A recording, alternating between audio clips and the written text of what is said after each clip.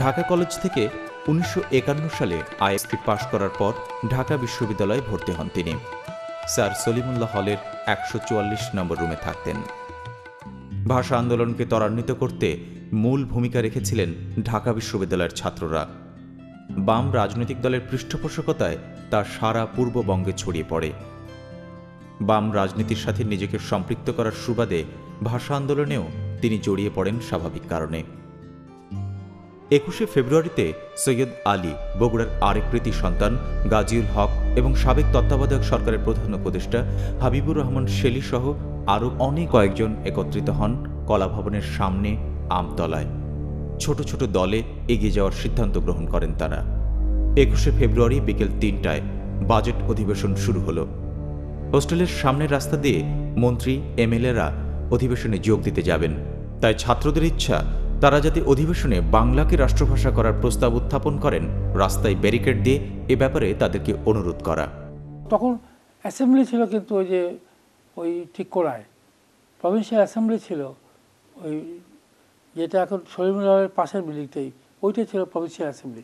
তো ৫২ সালে আপনার এই ২১শে ফেব্রুয়ারি আগের দিন যেটা হলো, আমরা ১৪০ দ্বারা ভাগবো না, আমরা শান্তিপূর্ণভাবে আমরা তিনজন করে করবো। এইটা কিন্তু টিকলো না। কেন টিকলো না এটা নিয়ে বহুত আছে। এবং এ ব্যাপারে আপনার এই ইউনিভার্সিটি আমতলা ইউনিভার্সিটি মানে তখন ওই যে এখন মেডিকেল কলেজের ওই করা আর কি, ওইখানে বক্তৃতা, রক্ত জ্বালাবে বক্তৃতা, গাজী ভাই তো ভালো বক্তৃতা দিতে পারতেন, সে ওনাকে দেওয়া হলো। ওনার গলার জোরও ছিল ভালো, বলতে পারতেন ভালো। তো ইতিমধ্যে ওই ইউনিভার্সিটির বাইরে পুলিশ জড়ো করেছে, ইয়েতে করে আপনার গাইড টাইপ আছে। তারপরে সিদ্ধান্ত হলো, আচ্ছা এখন শুরু কর। প্রথম দলের প্রথম ইয়ে হলো যে আমাদের চিফ জাস্টিস হাবিবুর রহমান, উনি প্রথম, ওনার সাথে আরও ৪ জন। আমি তৃতীয় ছিলাম। তো আমাদের ধরে পুলিশ ওই বাসে তোলে। তো পুলিশ ১ জন, আমরা ৩০ জন। কিছু যদি আমরা পুলিশ মিয়া থামা বাস ড্রাইভারকে ইয়ে করে বাঁধ দেবো তোমার। তো বাস ওই কিছু ঢাকার বাইরে যাওয়ার আগে আমরা বাস থামা জোর করে নেওয়া পড়লাম। 52 যখন ভাষা আন্দোলন হলো, আমার যতদূর মনে পড়ে আমি সেই মিটিংয়ে ছিলাম না, এই জন্য আমি ঢুকতে পারিনি। আমি তো ঢাকা কলেজ থেকে এসেছি, ওরা ইউনিভার্সিটিতে গেছে। কিন্তু তারপরে ওদের ট্রাকে করে নিয়ে গেল।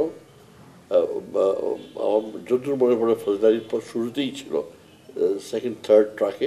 কিন্তু পুলিশের অনাহত বাধার কারণে ফুঁসে উঠেছিল ছাত্ররা। অনবরত টিয়ার সেল, লাঠিচার্জেও ছাত্রদের রুখতে না পেরে পুলিশ নিরস্ত্র ছাত্রদের উপর গুলি চালায়। এসে দেখি ইউনিভার্সিটির অবস্থা খুবই খারাপ হয়ে গেছে। তখন আমরা আপনার ইয়েতে গেলাম, মেডিকেল কলেজ হোস্টেলটা ছিল বেড়ার, অনেকগুলো বেড়ার ঘর ছিল। ওখান থেকে ওই টিয়ার গ্যাস সেল আসতে লাগলো, এবং হতো কি ওই টিয়ার গ্যাস সেল থেকে চোখে পানি আসে, তো ২-৪টে ফাটেরা, ওগুলো আমরা নিয়ে আবার পুলিশের দিকে বাড়ি। এইভাবে চলছে। কেউ আশা করে নাই যে এর চেয়ে খারাপ কিছু হবে। 2:30টার মধ্যে হবে, গুলি হলো। এটা আমি দেখিনি, কিন্তু আমার পাশে এক বাচ্চারা, সে নামাজ পড়ার জন্য উজু করবে, ওই পানি নিয়ে ইয়ে করেছে, তার হাঁটুতে গুলি ছেড়ে লেগেছে। আমরা বুঝতে পারিনি, পড়ে গেল গুলি, তাও বুঝিনি আমরা। আমি বলছি হলো কি লোকটার। তারপরে দেখি যে হইচই যে গুলি হয়েছে। তখন কিন্তু আমাদের কোনো ভয় ছিল না। আশ্চর্য ব্যাপার, যদি গুলি চালায় তো পুলিশও একটা বাঁধবে না, লাগা গুলি লাগা, কত গুলি বাঁধবে আরও। এখনও চিন্তা করলে ভয় লাগে যে ওই সময় ফেস করেছি আমরা। এতে প্রথম শহীদ হন রফিক উদ্দিন, দ্বিতীয় শহীদ গফরগাঁওয়ের আব্দুল জব্বার, এরপর বরকত, সালাম, শফিউর শহীদ হন। এ ঘটনায় ঢাকায় আরও 2 জন শহীদ হলেও তাদের নাম পরিচয় জানা যায়নি।